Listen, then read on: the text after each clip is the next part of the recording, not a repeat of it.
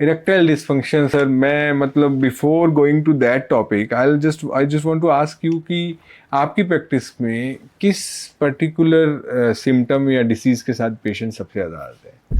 सबसे ज़्यादा आते हैं रेक्टल डिस्फंक्शन और प्रीमेच्योर एजैकुलेशन। इसके सबसे ज़्यादा हाँ पेशेंट होते हैं। और क्या एज रहती है सर? एज ग्रुप अब आजकल जो लाइफस्टाइल जो चल रहा है उसे 20 to 45 तक मान के चलिए आप, जो 20 to 45। हमारे मैक्सिमम पेशेंट है 45 के बाद भी रहते हैं। परफेक्ट। तो sir, erectile dysfunction, so what is the cause of erectile dysfunction?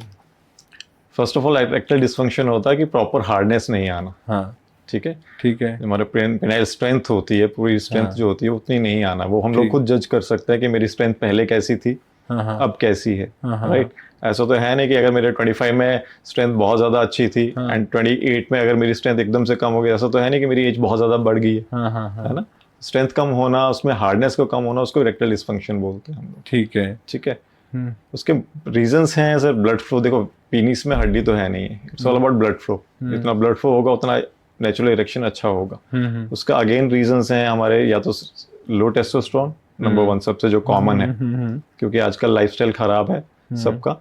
ठीक है, लो टेस्टोस्टेरोन होना वो एक रीजन हो सकता है। स्ट्रेस नंबर टू, या फिर डायबिटिक इंड्यूस्ड ईडी होता है। ठीक है, आप बोल सकते हैं हाइपोथायराइडिज्म इंड्यूस्ड ईडी होता है, ओबेसिटी इंड्यूस्ड ईडी होता है। ठीक है, तो मल्टीपल रीजंस हैं जिसकी वजह से इरेक्शंस खराब होना शुरू होती हैं। तो सर, सबसे पहले क्या how you look at the patient, मतलब सबसे पहले उससे क्या, पहले तो आप उसकी मेडिकल हिस्ट्री लेते होगे कि कोई there is a organic disease which is a predisposing factor. उसके बाद क्या?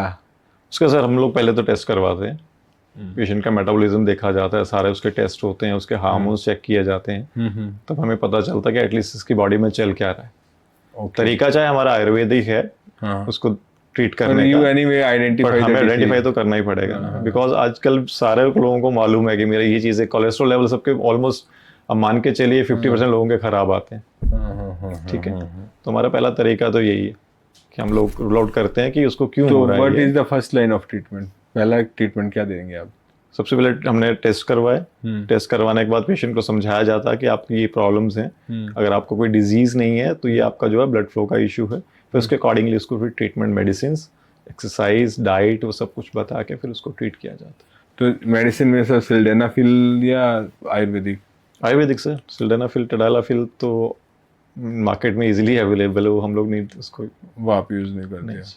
तो आप आयुर्वेदिक बिल्कुल ट्रीटमेंट देते हैं, which is again shilajit based and all? नहीं सर, शिलाजीत नहीं, there are multiple medicine in Ayurveda. Okay. Blood flow को बढ़ाती है, जो उसकी प्रिपरेशन में होती है, लाइक जैसे पुष्पधनवा रस है। हाँ। ठीक है, कांच मैंने बताया था आपको पहले भी है ना। सफेद मुछली है। ठीक है, गोखरू है।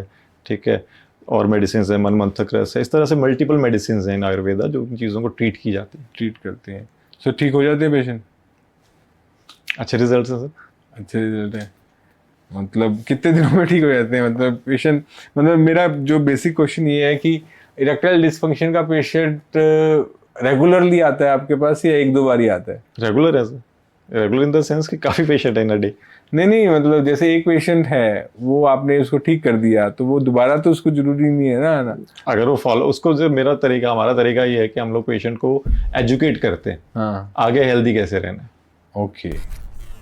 ड्यूरिंग द ट्रीटमेंट मेरा तरीका ये है कि मैं आगे उसको समझाता हूँ कि तुझे अगर आगे हेल्दी रहना है इन फ्यूचर भी, तो क्या आगे चीज़ों को ध्यान रखना है। बस अगर वो चीज़ों फॉलो करोगे तो कभी बीमार नहीं होगे।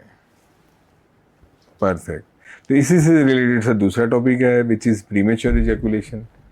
सो वो, उसका क्या ट्रीटमेंट है? प्रीमेच्योर इजैकुलेशन जो है सर, बेसिकली अगर हम लोग एक अपनी लेमन लैंग्वेज में बात करें जिसको हम बोलते हैं शीघ्र पतन, है ना। रैपिड इजैकुलेशन, शीघ्र पतन, ये सब रैपिड है सर, फास्ट इजैकुलेशन है। इसकी कोई पर्टिकुलर डेफिनेशन नहीं है कि इसका कोई ऐसा नहीं है, कोई डेफिनेशन नहीं है कितना टाइम होना चाहिए, कितना नहीं होना चाहिए। तो हम लोग एक आइडियल एक टाइम मान के चलते हैं कि लाइक अपने पार्टनर का जो टाइम है उसको मैच करना। ठीक है, तो तरीका होता है कि आपको पार्टनर को कैसे अप्रोच करना है, किस तरह से अप्रोच करना है।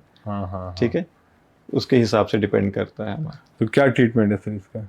अगेन सर वो एक्सरसाइज, इसमें हम कीगल एक्सरसाइजेज वगैरह सब कुछ समझाते हैं पेशेंट को। बेसिकली हम लोग को क्या है कि एक्सरसाइज से हमारा जो पेरिनेल मसल होता है, जो पेल्विक फ्लोर है, उसको हमने स्ट्रॉन्ग करना होता है। पेशेंट को सिखाना होता है कि जब अर्ज आती है तो उसको कैसे कंट्रोल करना है। कंट्रोल करना है। और मेडिसिन है in Ayurveda, there are called medicine, जो कि स्तंभन बोलते हैं हम लोग इसमें आयुर्वेद में। स्तंभन का मतलब होता है रोकना।